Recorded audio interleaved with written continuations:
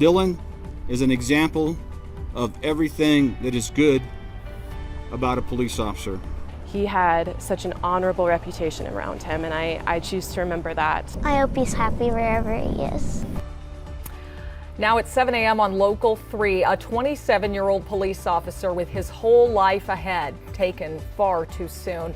We are live as the memorial service for Dylan Bakeoff gets underway today. People from all over the world are coming to say their goodbyes to Queen Elizabeth II, and new from overnight, the royal farewell is overwhelming London. I think you'd have problems in this country, the likes of which perhaps we've never seen before. That's President Trump reacting to threats that he may be indicted after the FBI raid on his Mar-a-Lago home. We also have new details about the Department of Justice investigation into his handling of classified documents. And your Denver Broncos will be back at Empower Field Sunday for their home opener. But win or lose, the fans are definitely winning with the new items at concession stands this year, which are getting very fancy for a football game. Hopefully it'll be a win as well, an actual yes, win. I shouldn't have even said win or lose. Yes. Obviously a win. Good Friday morning to you. I'm Brian Sanders. And I'm Nicole Brady. It's going to be a pretty hot one out at Empower Field on Sunday, but we're starting out with a nice morning today, Lisa. The sun is going to be shining on some of those seats. Yeah, it's going to get pretty toasty there. This morning starting off with a beautiful scene too, plenty of sunshine. We do have some showers still over the northwestern corner of the state, and we're going to see that continue to move east today. More scattered rain showers and a few thunderstorms for the mountains today. Right now, Steamboat, one of the next spots that's going to see some of that rain. Still pretty clear though there in Winter Park. A beautiful shot down in and through the city. You're going to find leaves starting to really change right in through the central and northern mountains, down across the plains, even seeing a little color down here too. Your exercise forecast today is really pleasant. Early on, we're in the 50s. We'll see upper 60s by 10 o'clock. Great weather to get outside. Mid 70s, great patio weather by noon. Highs are going to be right around 82 between 4 and 5. There is a slight chance for a few showers today. Slight chance again tomorrow, but it will heat up for that Broncos game on Sunday. And I'll show you not only our tailgating forecast, but what to expect by kickoff coming up. And it sounds like our new problem is going to be down near Cherry Hills on Bellevue between Logan and Clarkson, which is going to be a little bit east of Broadway. Sounds like a rollover crash on the south side of the road there. This is I-70 out to the west side of town. You can see from after Wadsworth through Kipling, heavy stop-and-go traffic. What happened early this morning, as you take a look at the map,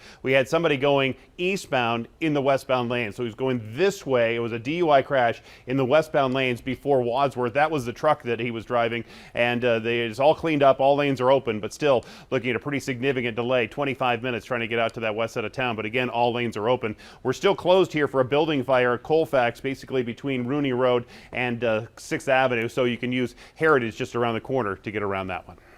Jason, thank you. We are also following breaking news in Golden.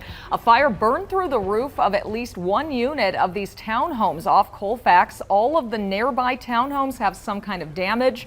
Right now, we are still waiting to hear from Jeffco authorities to make sure everyone got out okay. And what started the fire, we'll keep you updated. Wow.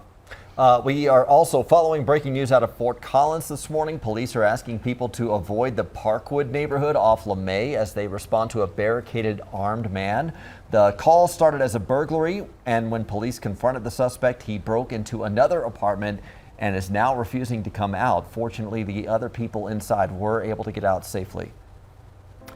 A life taken much too soon. Today, the community will lay to rest police officer Dylan Bakeoff, who was shot and killed on Sunday of last week. Friends, family members, fellow law enforcement officers from all over will come together today to remember Officer Bakeoff.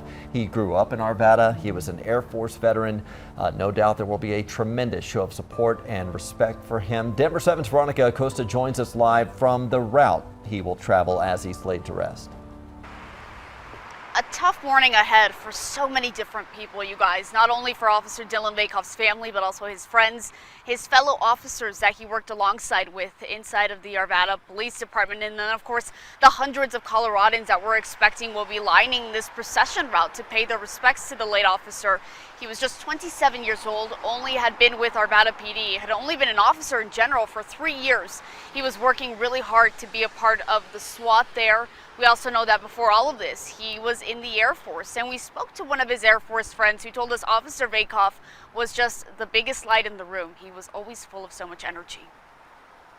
I think they would describe him as selfless. I think they would describe him as joyful, positive, just a person who was enjoyable to be around. And if you had any sort of team, whether it was a Air Force team, like our great squadron we had out there, or as a member of the police force, he's the kind of guy you wanted on it. Dozens of people stopped by that squad car that was in front of the Arvada Police Department earlier this week. They were dropping off flowers and notes, different pictures, stuffed animals, all things to help remember Officer Bakeoff with. And we expect the same today. Likely hundreds are going to wait for him to pass alongside them. Today's funeral is meant to remember the officer and, of course, support his family. The whole process of this planning this memorial is driven by what the family wants, and everything else takes a second seat to that. And that funeral service is going to be happening right behind me at the Flatirons Community Church. Already this morning we are seeing different law enforcement officers get to the church. They're starting to set up, making sure everything is ready. So far, no people on the route, at least where we are this morning, but we, again, do expect them to see them later on. We're in Lafayette. I'm Veronica Acosta, Denver 7. Yeah, of course, the Arvada community, Veronica, we know has been hit hard. Officer Bakeoff's death comes just over a year since the police department lost Officer Gordon Beasley. Today, a group will honor one of Beasley's passions by doing something for the community. This is the second year of the Beasley Bike Build. Townsend, a retirement planning company, is partnering with Wish for Wheels to build 80 bikes for second graders at 2 schools in Arvada. Officer Beasley was known for riding bikes to school with the kids at Oberon Middle School, where he was a resource officer. Madison Peterson, who is an Arvada native, said they will also hold a moment of silence at today's event for Officer Dylan Bakeoff, and she hopes this can be an uplifting afternoon for a community that's hurting. As we continue to do this, more and more people want to be involved, because when you see that second grade student smile and they cry and they, run to their parents and show their parents that they know how to ride a bike and they can strap on their own helmet, it's an immediate reminder of how simple life is and how many things we take for granted. And this will be a surprise for the kids today, so we won't say which schools are getting the bikes. 120 volunteers are helping to build them. You can stay with us for the services today for Officer Bakeoff. We will be carrying the procession live today starting at 8:30 a.m. and you can watch the service at 10 a.m. on Denver 7 and on the Denver 7 Plus app. We'll also stream that on our website, denver7.com. 2 teenage boys are in jail this morning for a shooting that injured another teen and a 20-year-old man near East High School. Denver police say it started after school let out with a fight near the Carla Madison Rec Center. 14-year-old RJ Harding, though, an innocent bystander, was shot in the face. Denver police say one of the teens arrested is being held on suspicion of attempted murder, and the other is suspected of being an accessory to a crime. Well, we turn to images this morning out of London, where it has been a moving scene as mourners wait for hours to pay their respects to Queen Elizabeth II. The queue is about 5 miles long. Yeah, in fact, overnight it hit capacity, so the government put a hold on new people being able to line up. ABC's Inez de la Quatera has the latest from London. Overnight, that incredible line of mourners snaking through central London, thousands patiently waiting to pay their respects to Britain's longest reigning monarch. Inside Westminster Hall, Queen Elizabeth II lying in state until Monday's funeral, viewing open 24 hours a day. In line, we meet Nicola and Mattia, who still have a few hours to go. About 4 hours? Yeah, I think we've got about 3 hours left. The line stretching along the River Thames, reaching close to 5 miles at one point. We've been meeting lots of people. Yeah, it's been enjoyable, but yes, my feet are actually aching. I'm so happy I wore flats. King Charles III and the royal family expressing sincere gratitude for the outpouring of support they've received from around the world as the Prince and Princess of Wales, William and Kate, viewed flower tributes in Sandringham. William confided in a well-wisher, saying walking behind his grandmother's coffin was difficult and reminded him of his mother's funeral. Doing the walk yesterday was challenging. Back to memories.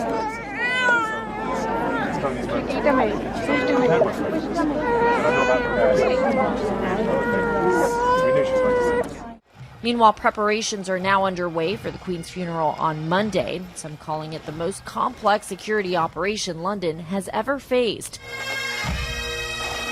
Guards rehearsing under the cover of darkness as law enforcement gears up for an unprecedented response, which, according to the BBC, will include roughly 1,500 military personnel and thousands of police officers. Terrorists like to attack crowds, and we are about to create possibly the biggest crowd in recent history. And President Biden is expected to attend, as are the leaders of France, Canada, and China. World leaders are being asked not to use their own state cars to attend and instead ride government buses. But a government official tells ABC News that will not apply to President Biden. Inez de la Cuetara, ABC News, London. Back here in the U.S., a judge ruled last night the Justice Department cannot use the classified documents it seized from former President Trump's home for its criminal probe. The DOJ says it will appeal. Judge Eileen Cannon is prioritizing Trump's assertion of executive privilege as a former president supersedes that of a current one. The judge has named a special master, Judge Raymond Dearie, to filter potentially privileged documents that were seized from Mar-a-Lago. Yesterday, Trump reacted to what he thinks how the public would respond if he were indicted.